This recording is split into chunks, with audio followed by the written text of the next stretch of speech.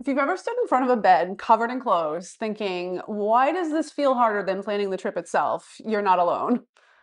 Nomad travel has shifted for us this year. We're still slow travelers, but this year we're really slow. We ended up spending 8 months with family here in the US, and now we're excited to be heading again out for 4 more months. We're heading to Vietnam, Australia, a trans-Pacific cruise, then back to the United States. The difference this time is important. For the first time in years, we're not packing everything we own. We have a family home we're returning to, which means we can leave things behind and pack just what we need specifically for this journey. And honestly, that made packing feel harder, not easier. So we decided to try something new. Megan used ChatGPT to help build a packing list, not to replace our judgment, but to see how it handled real constraints, real clothes, real bags, and real trade offs.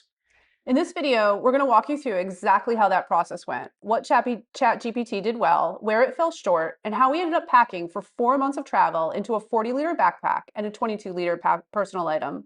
We'll show you every item we're bringing, how we packed it into cubes, which bags everything went into, and exactly what we asked and how we used ChatGPT and whether this approach actually made packing easier or just different. If you're new here, we're two traveling after one, a couple of empty nesters on a mission to explore the world and share all the tips we pick up along the way. Like and subscribe to our channel for everything slow and nomadic travel, practical tips, destination guides, and in-depth information to help you plan your next adventure. The most important thing to understand is this. We didn't ask ChatGPT to pack for us. We use it as a thinking partner. This wasn't one magic prompt. It was an ongoing conversation and a lot of course correcting. I started by giving ChatGPT the big picture, where we were going, Vietnam, Australia, a trans-Pacific cruise, how long we'd be gone, 4 months, and the constraints, a 40-liter backpack and a 22-liter personal item. I also told it what mattered most to me, comfort first, warmth second, and then style. And I was clear about one thing. I didn't want shopping suggestions. I wanted it only to work with the clothes that I already owned. Then came the clarifying questions. And honestly, this is where the process either works or falls apart. I had to keep reminding ChatGPT about my weight limits, my bag size, the climate swings, formal nights on the cruise, and the fact that everything had to fit into 2 bags. Early on, it suggested combinations that simply would not fit into a 40-liter backpack. So I had to stop it and say, that's way too much for the bag. Once I did that, it adjusted pretty well, but it won't always catch volume and weight issues on its own. I uploaded photos of every single item I was considering: clothes, shoes, layers, gear, and this was something ChatGPT actually did surprisingly well. It understood what items were in the photos, it often identified brands and fabrics correctly, and it also helped me to think in terms of function and overlap, not just individual pieces. That shift alone changed how I packed. Originally, I had this vision of a spreadsheet, 1 row per item, notes on fabric, brand use, warranty, purchase date, and the image of the actual item in that row. In reality, that didn't happen. ChatGPT could create very basic spreadsheets, but it wouldn't insert the images into the rows, even though I had uploaded them.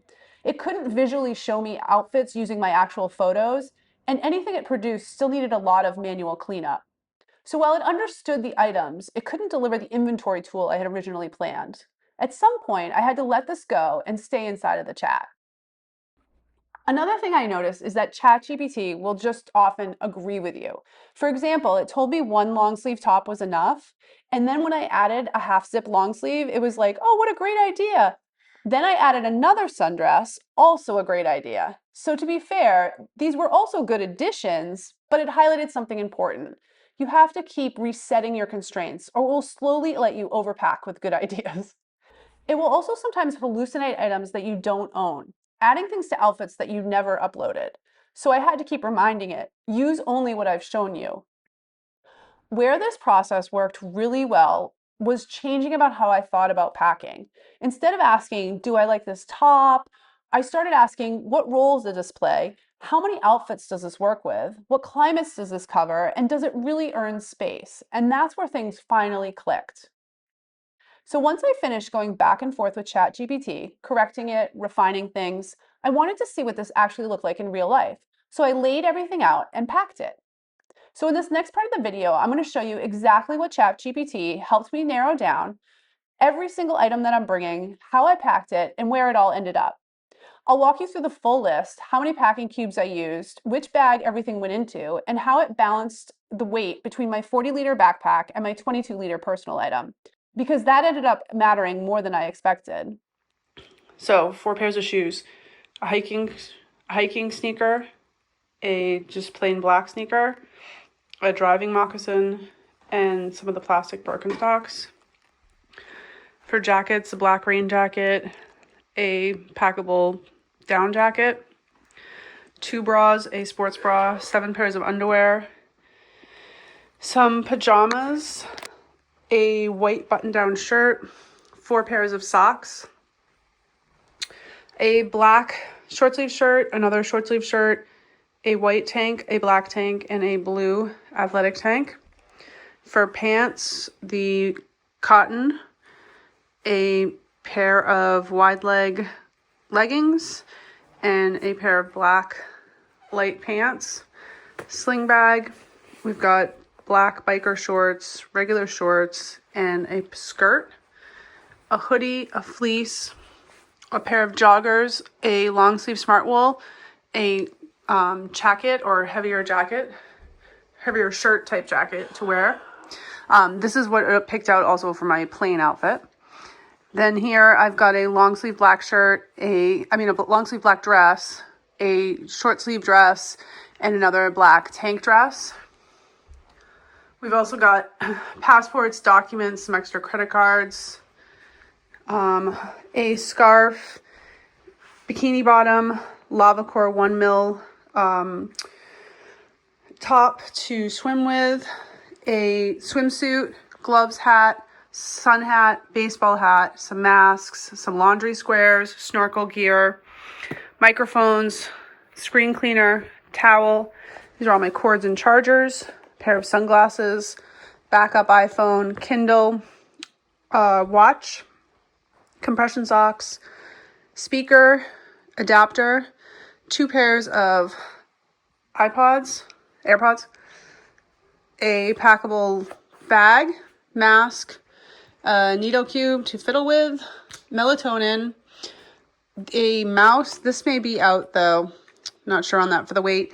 A portable hard drive, metal straw, my toothbrush recharger, the packing bags I suggested I use was this mesh bag, this bag, a small Patagonia, a small Eagle Creek, a small REI compression bag, a medium REI compression bag, and then this Aloha bag that I use for my toiletries, and then that also can hold a wet bathing suit when I need.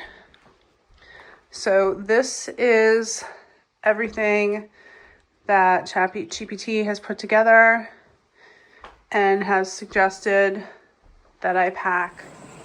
Here it is all packed. Underwear and pajamas are in the KLM bag. In the small bag I have my shirts.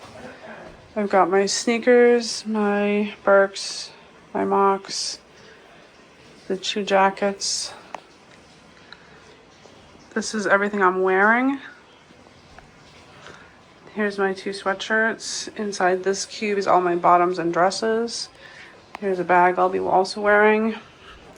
Inside this cube is my hat, mittens, all my swimwear.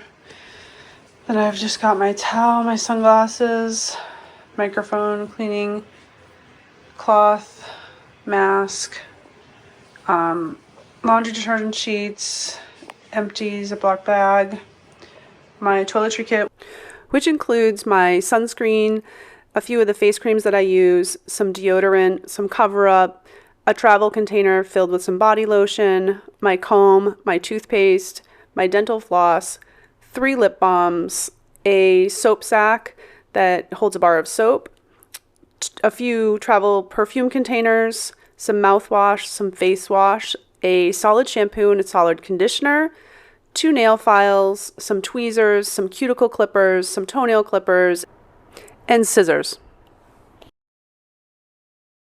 My electric toothbrush, a foldable shopping bag, my watch. Inside this bag I've put my Kindle, my spare phone, my mask, my compression socks, my speaker, kind of like all those little odds and ends. It definitely is pretty heavy. It's also got my portable hard drive in there.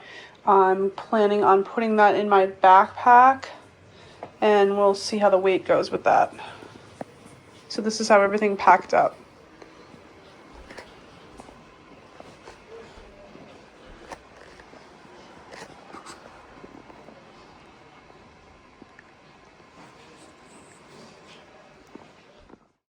And now I'm going to show you how this all packed into each bag. This is what ChatGPT recommended in order to be under my 7 kilogram weight limit that I had given it. So this is my 22-liter backpack. I have my laptop in here,